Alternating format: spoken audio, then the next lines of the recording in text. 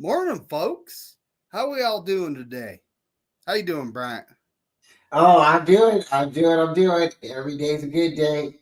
So I'm glad to be here and talk a little bit of 49er football with you. Yeah, it hasn't necessarily been a jam-packed week. A whole lot of speculation about who's coming to be our DC, and it's been reported that that one feller, Robert Sala, is coming back, but I haven't seen him sign his contract. See, it's like last year we had a contract agreement with the guy. He said, "Nah, I'm not going to be the placeholder for Greenlaw. I'm going to go sign with the Cowboys." And then the guy he signed ended up being, getting suspended for conduct detrimental to the team because he ain't the starter anymore. He don't want to play. We don't. He only wanted to be the starter. Dude, come on, bro. Like that's not how we work. You know, Captain, what's going on, buddy? Morning, Jay. Morning, Bryant. Bryant in the building. Bebop, what's cracking? What's going on, Bebop? Nice to see you, buddy. But and just it's the report that he's gonna join us, going to join us. All right, well, there's still head coaching jobs available. So is he, coming back because he wants to be a 49er? Or is he coming back because it's the only thing he's got? What do you think, Bryant? Um, I believe it is official. I'm not sure, if they've signed the contract, but I believe they have come to terms. They have said that they were going to make him the highest paid defensive coordinator. So I don't feel like we are his only option. There's still like the Saints out there, and there was still the Cowboys if he really wanted to go to the Cowboys. But I don't think the Cowboys interviewed him. The Raiders, I know there was an option there, but I believe Pete Carroll's taken the position in Las Vegas now. So I think it's a little funny. I really do. Pete Carroll's beat Andy Reid. He's beat Jim Harbaugh, and he's beat um, what's his the Sean Payton. Um, but as far as Robert Sala, I really liked it when he was here. I kind of felt like he brought a lot of energy to the team. Like in a way, was the face of the head coaching staff. He looked like the head coach. He, I don't want to say he was a cheerleader, but he did. He seemed to be very emotional on the sidelines, positive. He got the guys pumped, and we had a good defense, and we were looking for a quarterback, but our guys were fighting. Our guys were fighting, from like 2017, when this whole Shanahan era took place. Robert Sala was a really good fit for us. I don't know where exactly we got him from. I think it was Seattle, and I know he Yeah. played. I know he was also with Jacksonville, so I know with him going to Jacksonville to be the head coach there. And funny, they fired Trent Baalke, and then they hired somebody right after his interview. He was supposed to get a second interview, the way I understand it, Robert Sala. So I believe he really thought he was going to get another head coaching job. And I really feel also for him, I don't think New York was a bad place. I think they fired him too soon. I don't think you should fire.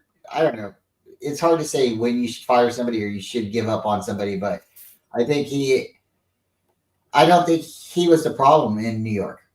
I think there was a lot of problems in New York. It's one of those things. New York's got a.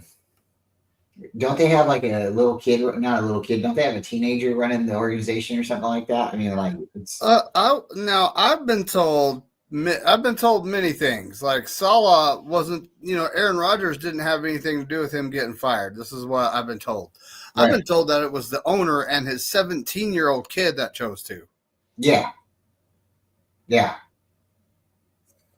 And it's like a 17-year-old kid shouldn't have that kind of power in an organization like that, like an NFL team. I mean, y'all can tell me I'm wrong, but he don't have experience yet. You know, put him out working some construction jobs. Make him appreciate what he has in front of him, and then put him in charge of the team. That's how I look at it. Yeah. But Rogers and the owner are the Jets' problems. I honestly, the it all starts with the ownership, right? Like look at the Yorks. They took over the team. You know, we had Jeff Garcia, we had Steve Mariucci, we had guys in place already at that point, right? So we kept, kept winning games, kept looking pretty good every season. Never made a Super Bowl, and then all of a sudden, Garcia goes away, and we pick Alex Smith, and there it goes. You know, the organization went totally downhill, opposite of what we were used to seeing back then. And we went through the dark ages, right? Yeah. We went through the dark ages. Poor Alex Smith, 7 coordinators in his first 7 seasons. I mean, how's a quarterback supposed to develop if he hasn't like fully integrated into an offensive system before he's having to learn a new one, you know? And then, all the coaches we went through, and then here come Harbaugh, right? And that one guy that just got fired in Jacksonville, Trent Baalke. But Baalke didn't build that team. It was the guy before him. What was that? Scott McCormick? I believe so. I think it was Scott McCormick's the guy who actually built that team. Yeah. But he got let go, and they put Trent Baalke in his place. Now, I don't know, like if Trent Baalke was just a smooth talker and kind of talked his way into that position. I have no idea. I'm not Jed York, but either way, I personally would have preferred to keep Scott McCormick and not promote Trent Baalke, because Scott McCormick ain't going to be picking out of the NCAA MASH unit, players that have blown out knees and whatnot. And like our team, the talent deficit that we had in 14, 15, and 16 was substantial because of Trent Baalke drafting for the 3 seasons before that. And that's Trent Baalke. I don't understand how he actually got a GM job in the NFL, but I'm not an NFL owner, so. But at this point, that's when Shanahan and Lynch took over, and they kept the good pieces the team did have. Like DeForest Buckner, which I wish we would have kept him long term. Eric Armstead was pretty good. He wasn't the greatest. This is before his plantar fasciitis fired up, and his injury issues really came to light. And then they started to build off that base and move forward. Right, we had Joe Staley still, and this is how we are where we're at right now. But here we go. Robert Saleh. Yes, Terror Dome. Oh, well, first things first, I gotta say good morning. Good morning, Papa J. Good morning, Terror Dome. Look, we got Jess in the building. What's cracking? And then there's CarCast. We got to talk. And well, David, a lot of things could have went differently, with that drafting of Alex Smith or Aaron Rodgers. Aaron Rodgers grew up and Alex Smith grew up. They both had different careers. They both were successful in their own ways. As far as the Jets, Aaron Rodgers being the problem in New York, that could potentially be. He's got a lot of power, and he's got a major ego where his first season, he talked a lot, and then he got hurt that first second series of the game, and he was out for the whole season. So he kind of owes New York. And then this season, he gets Devontae Adams, he gets almost everything he wants. And then when things aren't going his way, people start getting fired. And it's, is it blame game or whatever it is? I don't know. But whatever's going on over there, and it wasn't just with Aaron Rodgers. You've seen what happened with Zach Wilson. You've seen what happened with Sam Darnold. We can go back to Sanchez. The Jets are a horrible organization. And right now, truly, like you said, if they have a young kid who's running the organization or making crucial decisions, like you said, this kid's probably never had to pushed a lawnmower in his life. He's probably never had to, mop the floor in his house. There's certain things that this kid's probably never experienced, and he's making big time decisions. So I don't know what the pedigree is or what you need to do to become a GM, but Trent Baalke being, the 49ers GM, that was a bad decision. And for them to fire Nolan, I think that was a bad decision. But because of our wins and losses, we were like, what? Again, it's like, when do you fire a guy? When do you hold on to a guy? Alex Smith getting hurt like his first season, and then us having the multiple revolving quarterbacks, that really did put us in the dark ages. And then when we do get Jim Harbaugh, again, a young guy gets to make the decision over a franchise, and because his feelings got hurt.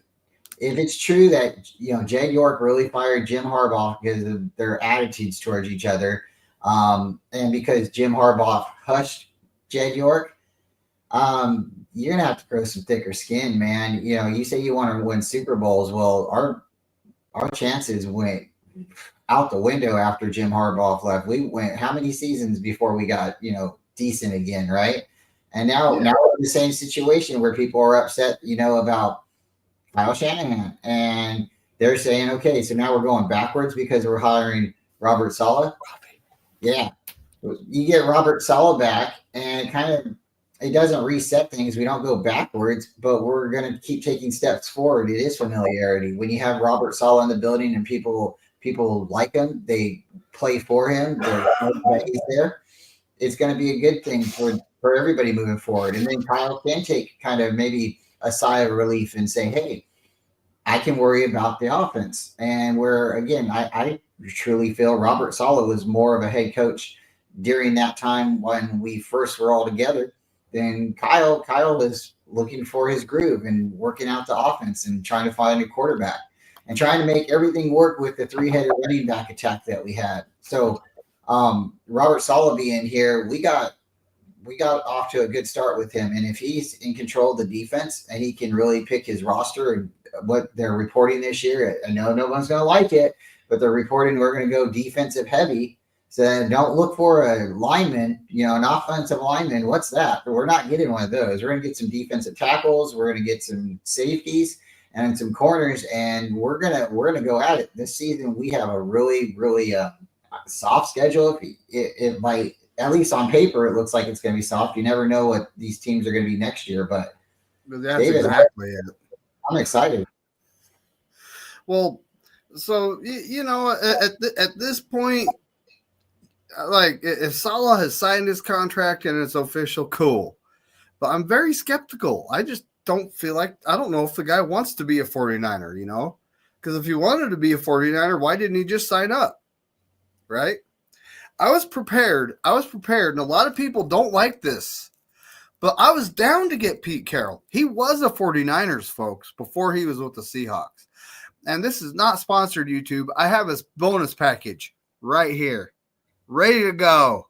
But nope, we're not getting Pete Carroll. No, he went to the Raiders. And you know what's also interesting about Pete Carroll? I like Pete Carroll too, but he used to be a UOP Tiger. And the University of Pacific had a football team back in the day, and he was also he was a coordinator on their team back in like 95 or 94. So it's really, really neat, really, really neat. But he went to the Raiders, David, and I think that's going to be interesting. Him working with Tom Brady, somebody that they had some epic games together. And Mark Davis, maybe as long as he steps back and lets them control the team, they might age. So Pete Carroll just went to the Raiders. This is what you're telling. I haven't paid attention. I don't care anything not 49ers. But he's with the Raiders. Yep, he's with the Raiders. Just win, baby. He's gonna be standing over there cheering. So does that mean we don't get Max Crosby now? That probably does. Yep. Yep. Man. Well, okay. Well, first things first. What's up, Crazy Juice? What's cracking, buddy? Steve-O, what's happening? The lovely Tony Culp, Bryant's better half, in the building. Oh, going down. Dang, the chat's popping and I ain't paying attention. Sorry, folks. I'll pay more attention, okay? Oh, man. Red zone. Red zone. Well, while we're talking, What's happening? Everyone's up today. Everyone's up today. Well, not everyone's on the West Coast, so not everyone's still sleeping. So, but yeah, you know what? We're out of the dark forest now that we have a defensive coordinator. So I got to change my background. But so you know what? I mean, what do you think about our special teams coach, though? I mean, they were talking to a fellow from college, weren't they? I don't know who they're talking to. I think they're going to promote the Thorson. I think they're going to promote him to special teams somehow to try to keep him on the team. And I think that's a bad idea. So anybody they go after in special teams is no one's going to, I don't know. They almost need to go after an unknown because if they're not decent, then you can't really blame much, right? It's not, the expectations aren't so high. But if you go after somebody that's got a big name, then and we still fall flat, then everybody's going to be like, cut Moody, cut Mitch Wisnowski, trade Pepper, whatever. And I think they're already saying that. So special teams, no, I don't know what to say about special teams at this point, David. And that's big for me because I like special teams. So I'm hearing reports that the Niners are going to move on from Moody, but it's almost like we'll see what happens. I feel like we should just bring in an NFL veteran kicker, have them compete, and maybe Moody does get himself back. I honestly believe he lost his confidence during the season, and it's like, remember me saying many times he needs short-term memory loss because he would miss just slightly to the left, but then the next kick would miss to the right. So it's like, forget that last kick you just missed and hit the kick that's in front of you. Yeah, quit adjusting. And it seems like he's pretty nervous. So Moody's either got to grow up with some confidence and just understand that his job's just to make kicks, nothing more. But this whole season was really ugly for wide receivers to tell people to lock in and then they're not locked in themselves. For the same wide receiver to say that he doesn't run the whole route if he knows the ball isn't going to him. Okay, thanks. Thank you. Because by you not running a full route, you're showing the defense that you're not fully involved. You're not even trying to sell that you're going to get the ball. So what if there was an opportunity for you to get the ball? You didn't even try. So I don't know. I think there's a lot of changes that the Niners need to make in certain ways, but right now, as far as kicker and punter, that's definitely an option. I like Mitch Wisnowski, but his injuries over the last couple of years have gotten him. We brought in the punter 2 years ago, and he looked really good, and we didn't retain him. And then this year we go through 3 different kickers, and it's funny. One of the kickers that we had this year is Zane Gonzalez. I think he's a Washington Commander right now, and he missed. He missed too. So kickers do miss, but we got to have one that is confident, and you can't. Everybody needs to realize too. Jake Moody did get injured in the season trying to stop a touchdown. So why is he trying to stop a touchdown? Because kickoff failed. Kickoff coverage failed. So we got to definitely get a coach that can make those adjustments and put players out there that are going to know how to tackle. Yeah. And the thing is players that can take angles and tackle, because I saw so much of our coverage unit just taking bad angles. It's like, dude, where are you going? Like, not going the right way. And, angles, if you're going to tackle someone, taking the right angle always helps, right? Yeah. I think that was a major issue, too, is like the way the Niners are tackling this year compared to other years. They don't seem like they're, you got to wrap up. You want to be safe, folks, They're not. They're like leading with their shoulder, and they're missing half. And it's like I think that tackling is a major issue with our team, and hopefully Salah can come in and help and make some adjustments. I know you got to practice to be able to tackle, and they don't do much of that, so that needs to be adjusted too. They need more practice. That's true. Oh, Jason, he's no longer with us. That's pretty much all I say about people that have been either fired, let go, or quit. He's no longer with us. I liked Ronnie Bell, but if he goes somewhere else, then that's fine. He had some bright moments, and then he had some moments where he wasn't what we needed at the time, and you got to catch the ball when you're a wide receiver and they target you. You got to catch the ball. Now he did have like a couple really amazing catches. There was the Giants game, the home opener that we went to. He caught the ball like it's on his helmet or something like that. That was pretty cool. Or it was a tipped up pass. But you got to have more of those. You got to have alert plays, and you got to be alert. And he was supposed to be really good on special teams, and he just didn't turn out for us. Just didn't turn out. That's true. And speaking of wide receivers, we had a guy that underperformed except for I think 3 games all year.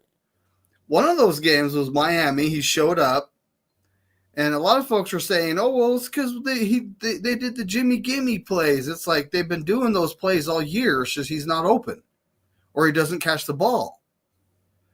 And Tyshawn Raekwon Samuel Sr., aka people call him Debo.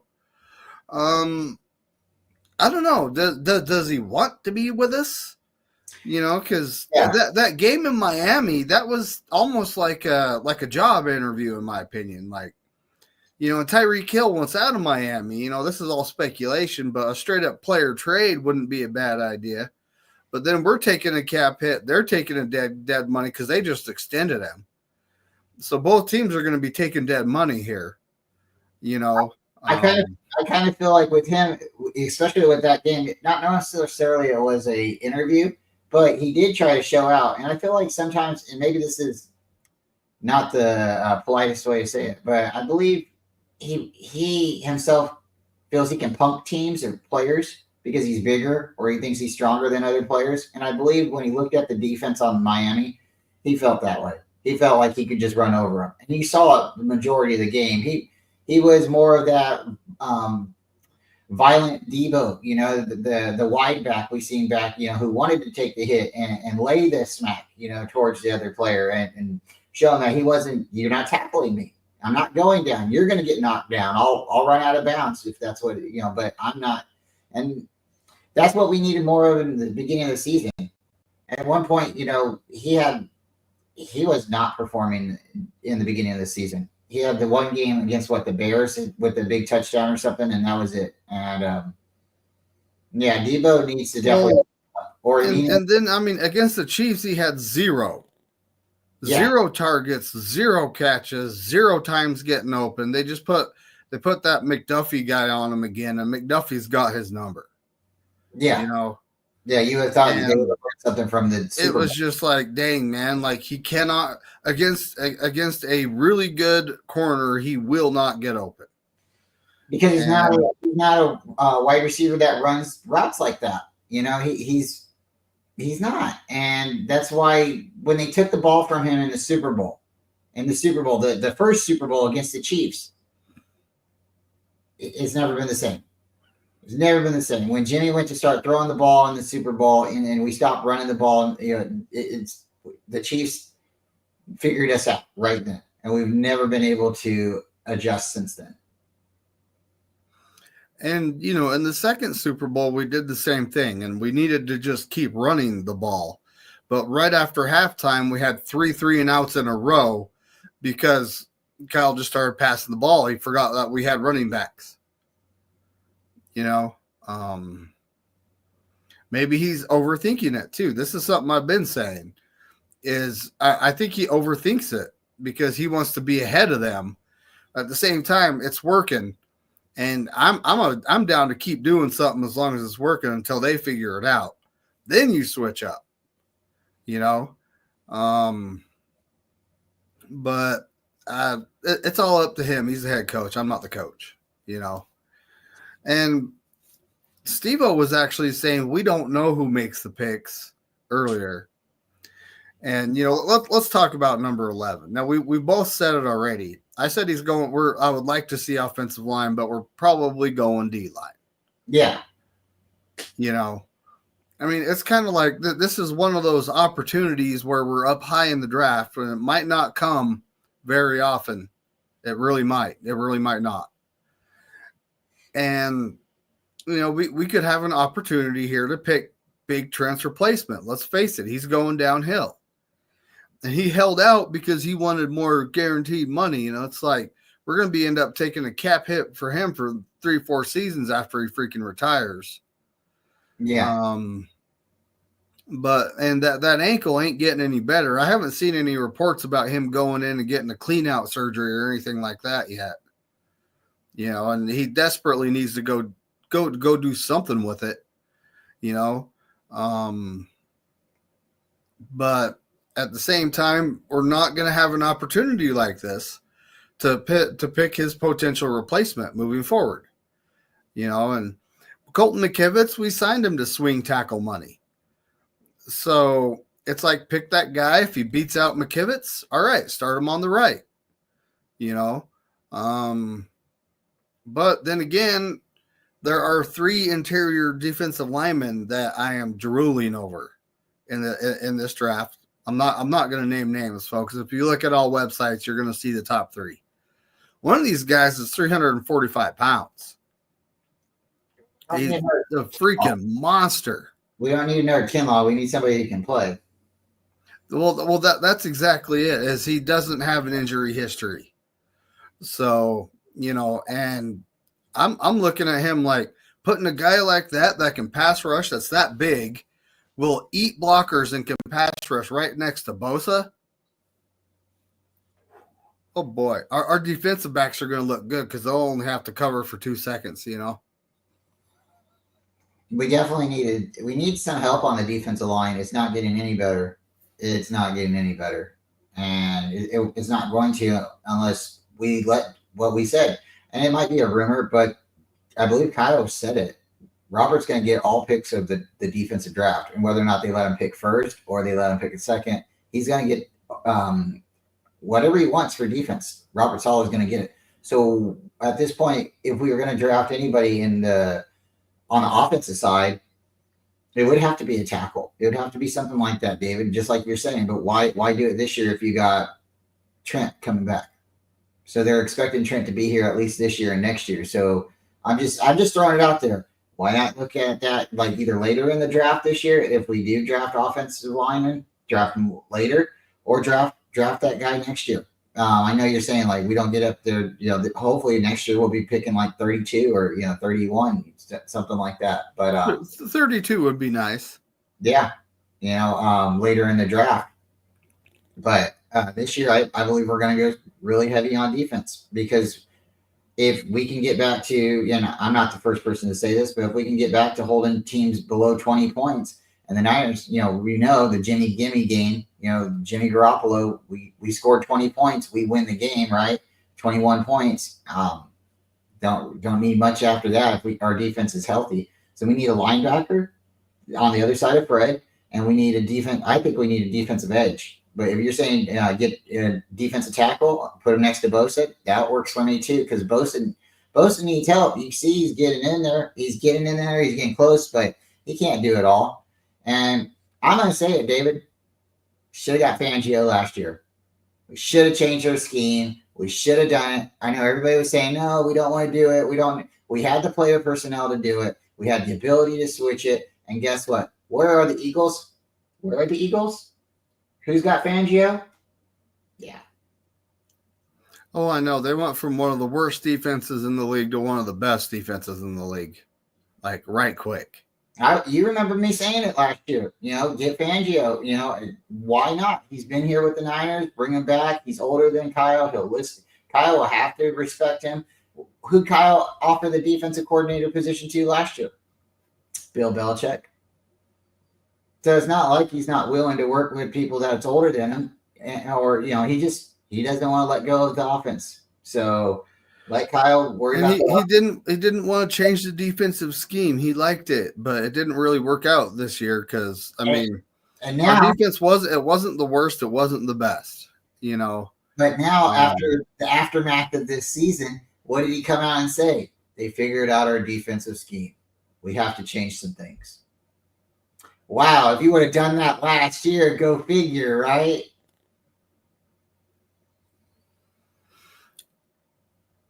Well, Kyle's hasn't necessarily been known for adjustments, but he needs to work on himself there. He really does. But yeah, this what is it? Less than a week from today. This upcoming Saturday is when I start the mock draft series, even though the NFL season isn't over yet. And it'll evolve and change as we go through free agency and everything else, of course. But yeah, on my birthday, the 1st of February, that's when the mock draft season starts. I already have it set up. So if anyone wants to come, just message me. I'll gladly have you. I'm down to have different people every week, same people every week, whatever. But yeah, at this point we got Salah back. It's probably, is it just a 1-year patch though? I'm kind of, I like consistency. I'd like to get a guy that I know is going to be here for a few years. Right? I think it depends on this season. If we can get it done, they offered him enough money to get and we can get a Super Bowl out of it. If he feels like the Niners can do it again in 2 years, why would you leave? Why would you leave? To go be a head coach somewhere else? You get another Super Bowl. And if Robert Saleh truly is like the head coach of this 49ers team, but without the title, why would you leave?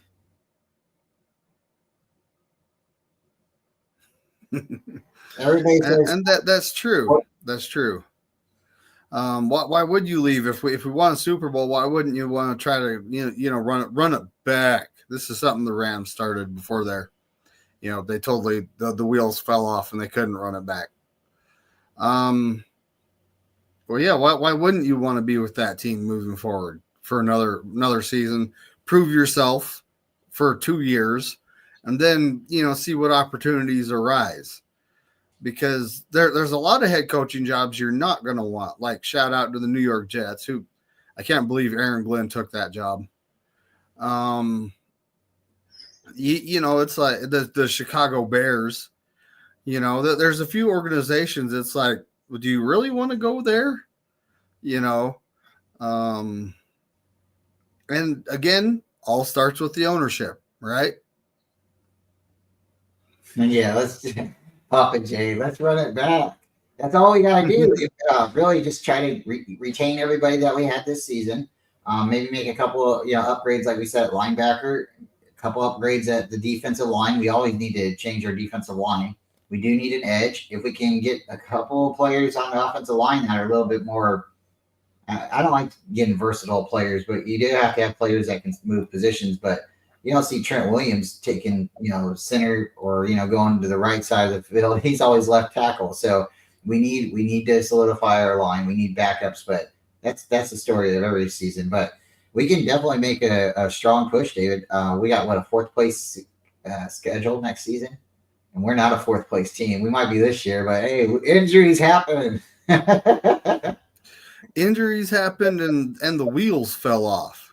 It was like our center. A lot of folks are saying, was Brock Purdy running because he had to or because he wanted to? Did you not watch the games? The pass rush up the middle was getting there because Aaron Banks, he played the season injured. He wasn't 100%, and Jake Brindle doesn't. What was he doing in there? Putting one hand on a guy while Pooney's over there blocking 2 guys. McKivitz is just trying to hang his guy with another guy running free on the right side because Brindle didn't swing, slide over that way. He's the guy calling the protections, and Purdy's out there, and Purdy was running around because he had to, not because he wanted to.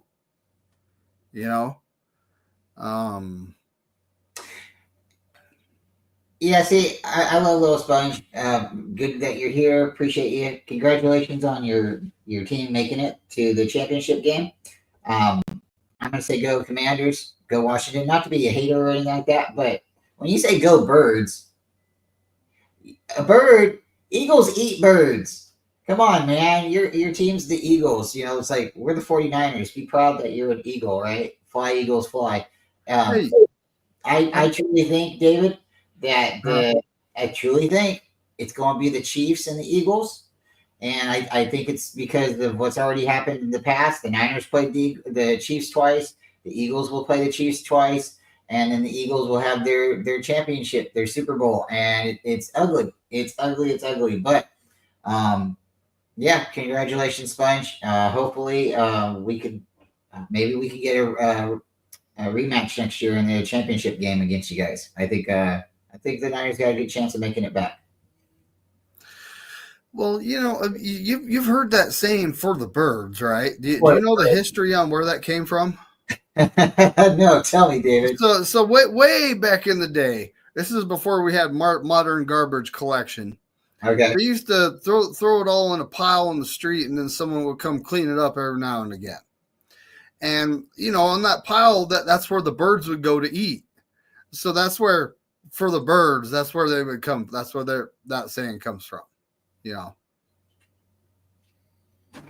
don't know. I'm just like, I'm just, like, hey, good luck. Hopefully it's a good game. I'd like to see the Commanders get there. They haven't been there for a long time. I'd like to see the Bills get there. They haven't been there for a long time. But the NFL is about making money. And it's kind of hard to say, if you put the Chiefs and the Eagles, because those are the two, probably better teams out of the four, that they're going to have better ratings. And with the NFL's ratings dropping right now, it's kind of, it's really interesting. Maybe the Cinderella game happens. What do you think, David? I don't know. I mean, it's the day. Both games are today, right? Yeah. So would you be more inclined to watch? Well, I know you're a 49er fan, but do you think America would be more inclined to watch the three-peat of the Chiefs game that each Super Bowl's had a questionable referee decision call? The only one that they didn't have was Tampa Bay, when they lost to Tom Brady. And, how are you going to lose to Tom Brady? He's riding out into the sunset, right? This is, Tom Brady. You're not losing to him, right? But with the Bills not making it to the Super Bowl, and then, for a very long time, having 4 Super Bowl losses back to back, and then the Commanders not being able to make it to the Super Bowl for a very long time, and they have some rings. I think America would be more inclined to watch the new teams instead of watching a Mickey Mouse Super Bowl. Well, on top of that, the Chiefs have, just mysteriously won all these games, and some folks show, here's the stats on penalties. Yeah. I'm like, okay. Now, what you're not talking about is the timing of the penalty. The Chiefs, when it comes down to it, have the most favorable timed penalties of any team in the league. All right, watch the games. Like the Texans defensive lineman that's getting held by his face mask in front of the ref. They called a flag on the Texans on that play. Hello. They're not even trying to hide it. So it's like, come on, league. Like, and then all of a sudden, like the Eagles, they announced who was, officiating that game. The Commanders, while he is the head official, are 1-3 against the Eagles. The Eagles are 6-1 when that guy is on the field. The refs have a big impact on the game, and the NFL needs to get better regulation when it comes to the refs, or is it the NFL telling them what to do? So basically what I want to say is if the Niners make it to the Super Bowl next year, we're going to have a great season, great barbecue. It's going to be a great game, right? The Super Bowl should be in San Francisco, well, Levi Stadium, right? But we're talking about this game. So if the combination is the Chiefs and the Eagles, I think I'm gonna have a really good barbecue, David. I don't know if I'm gonna be watching the Super Bowl so much, but if the Bills and the Commanders make it, I might actually I might actually be watching more of that game. How do you feel? Well, like we faced the Chiefs last year. Yep. And it was a rematch of 2019 ish because the teams have drastically changed, so really not. The Eagles and the Chiefs, if they go to the Super Bowl, I'm curious to see what happens with the overall ratings, because where's the parity in the league?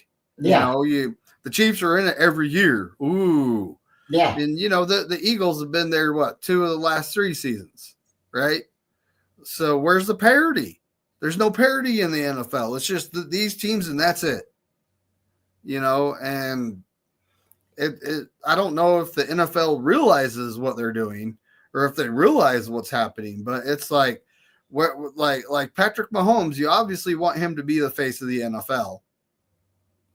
And I mean, the Chiefs, yeah, they have a fan base. Are they trying to build the Chiefs a fan base? Maybe. Who knows?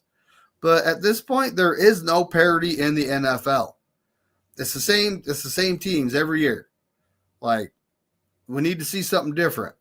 If you see the Commanders and the Bills make it to the Super Bowl, I guarantee you the ratings are going to be off the charts. If you see the Bills and the Eagles, maybe not. Yeah. Yeah, because again, like you said, the Eagles have kind of been there a couple of years now. They went there. They had the Nick Foles Super Bowl. They've had prior to that the McNabb Super Bowl. They've been to the Super Bowl in the last couple of years. In the last decade, right? The Bills haven't been there for a long time. The Commanders, never, right? But Washington in itself, the franchise has been there, but not since the '90s, right?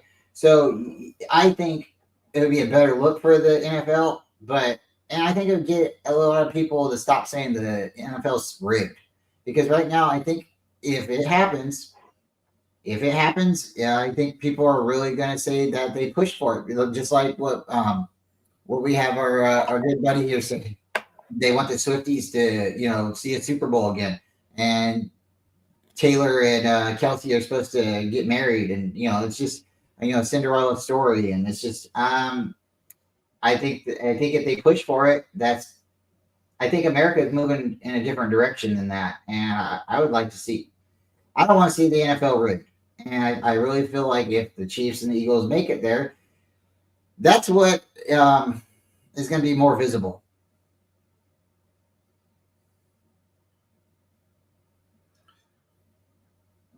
Oh boy, Kermit the Frog.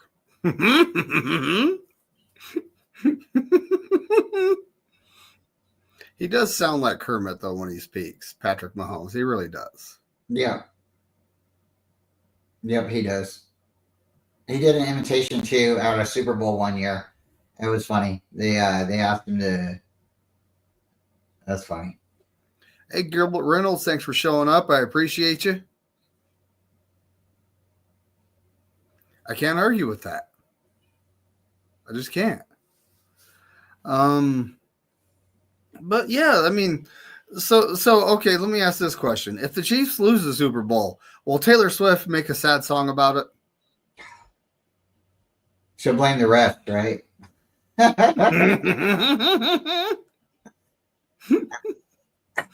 mean, you can't say they can't lose a Super Bowl or they won't lose a Super Bowl, but it's going to take somebody, like Tom Brady to come out of retirement to win it, right? It's just right now, David, I really feel like it's just like you said, it's been bad officiating. They've been pushing it. You can say, oh, they're not the most penalized team, but like you did say, they are crucial moments in the game, or it's a turning of the moment. Like a team was driving, they were going to score, they were taking momentum, and then here comes this penalty, and now the Chiefs get the ball and they go down and kick a field goal, and it crushes the other team's spirit or something like that, And there's just been too many, It's because they're winning, right? Well, yeah, there's more eyes on them when they're winning. So when you see that they're holding, or you see that this is happening, and you're like, hey, why aren't they? They throw it on my team. They called that penalty on my team. Why aren't they doing it to their team? So we've seen it. We've seen it in 5 different Super Bowls that the Chiefs have been in. So the Chiefs get away with some calls. They do. Their offensive line gets away with holding.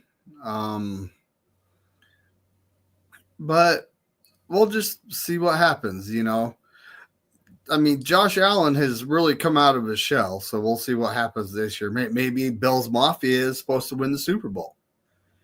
I wouldn't be a hater. Bills Mafia is actually a really good fan base, Yeah. The Chiefs, their fan base is too busy saying, "Oh, the Niners suck." It's like, dude, come on. But this is also bias going on. I'm watching the game. I'm going, what is going on here? And then all of a sudden, here comes the flag. Oh boy. But then again, I've watched enough games to know that the refs could probably throw a flag on every stinking play if they want to. They can. It's just the way you interpret it or look at it.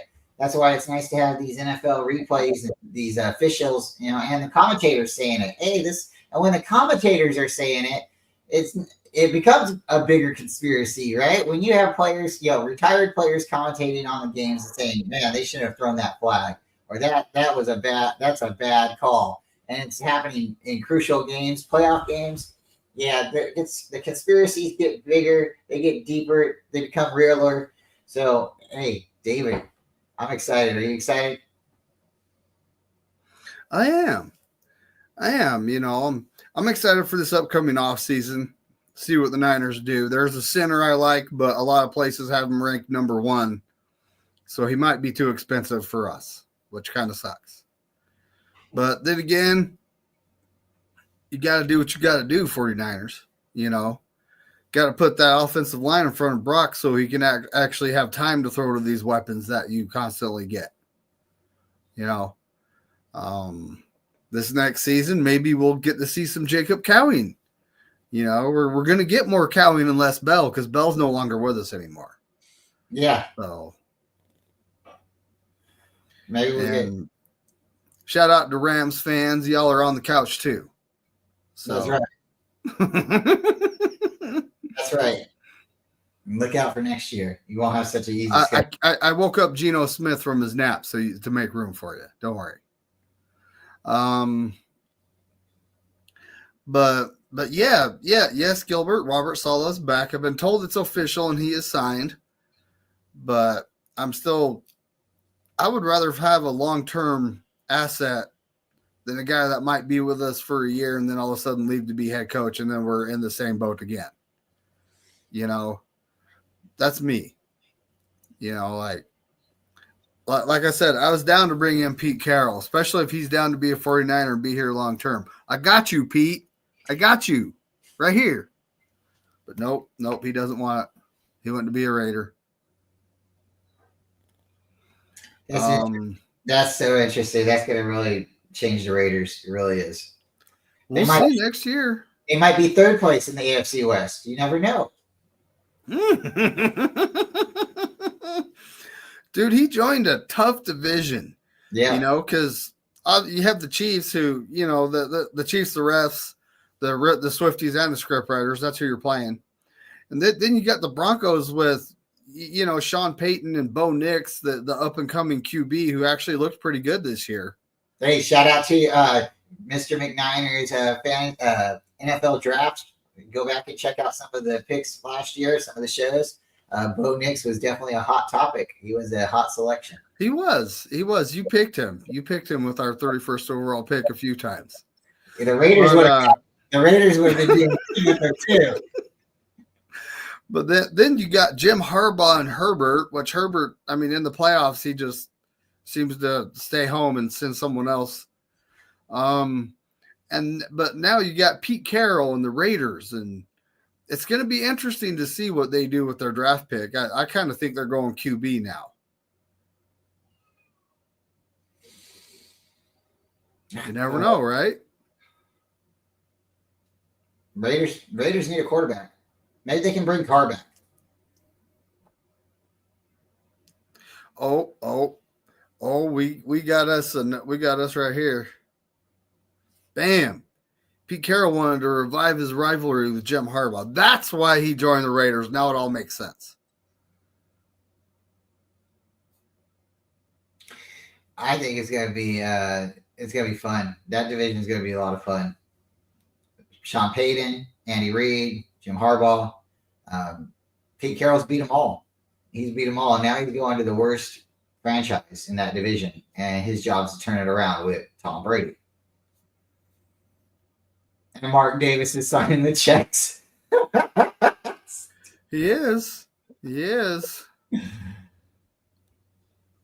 And he has beaten all three of those coaches, hasn't he? Yep. Multiple times. We'll see what they end up doing. Hopefully they end up like working out a deal and sending Max Crosby to us and his, zero guaranteed dollars on his contract. He's under contract till 2026, but zero guaranteed.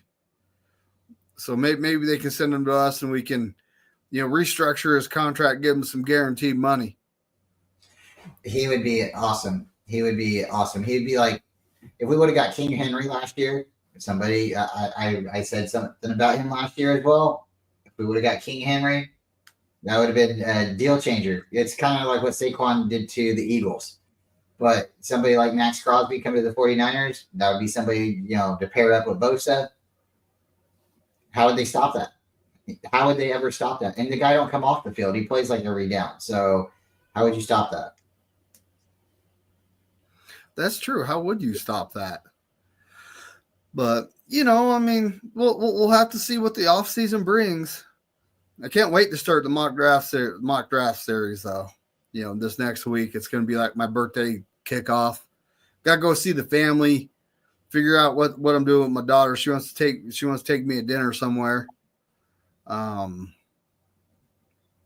who knows what my birthday is going to bring, but I know I'm going live at 8:15 my time, which is the forgotten time zone, Mountain Standard. That'd be 7:15 Pacific, but 9:15 Central and 10:15 East. But everyone in the group, you're invited. I'll take you. Having other people's input on what we're doing is always welcome. Probably get Levi join. Let him draft for the Ravens while we're at it. Why not? Have some fun with it. That's the whole point of the mock draft series, is to have some fun with it. But this year, the pressure's kind of on, Bryant, because, last year we did mock drafts. I got like in 2023, I did mock drafts, and I got one guy right, D Winters, right? This last year, we got two right, and I forgot because you actually pointed Pooney out that I did draft Pooney out to me. And then we drafted Mustafa. So we got two guys right. So this year, I got to get three. I did Moody the year before, and I think I got Mustafa this year, but I didn't consistently pick him. I just liked his name, Mustafa. You must stop him. I like the name too. It makes you say, yes, you must stop him. It's like Mustafa. I like it, and he's a good player. And I think he wears number 3, doesn't he? Or no, that's Vince Wisnowski. He changed his number to 3. Yeah, good show, David. Happy birthday. Hopefully I can join if I have time, if I get home early enough. But if not, I'll be tuning in on my way. Shout out to everybody in the chat. Thank you, everybody, for showing up. Make sure to hit the like button, share. There's 49er Minded. What's up, buddy? What's cracking, Bashar?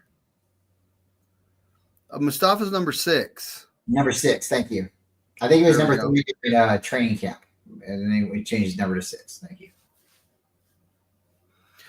Well, yeah, and we'll just have to see what happens. But the pressure's on. If I at least don't get 2, then, I must be off my game here.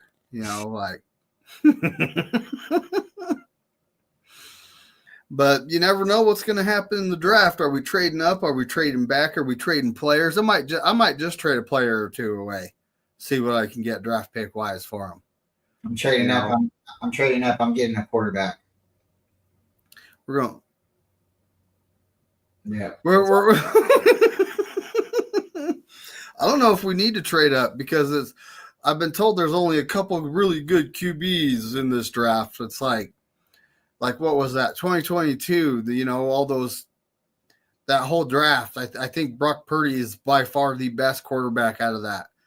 Kenny Pickett's the backup in Philadelphia. He was the first one taken in that draft.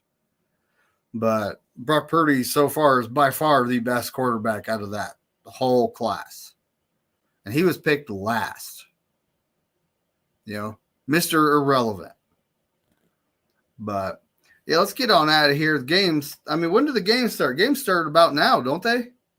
I think there's like what? There's an afternoon game, there's a midday game, and then there's the evening game. It's not quite. Oh, so they don't start for hours.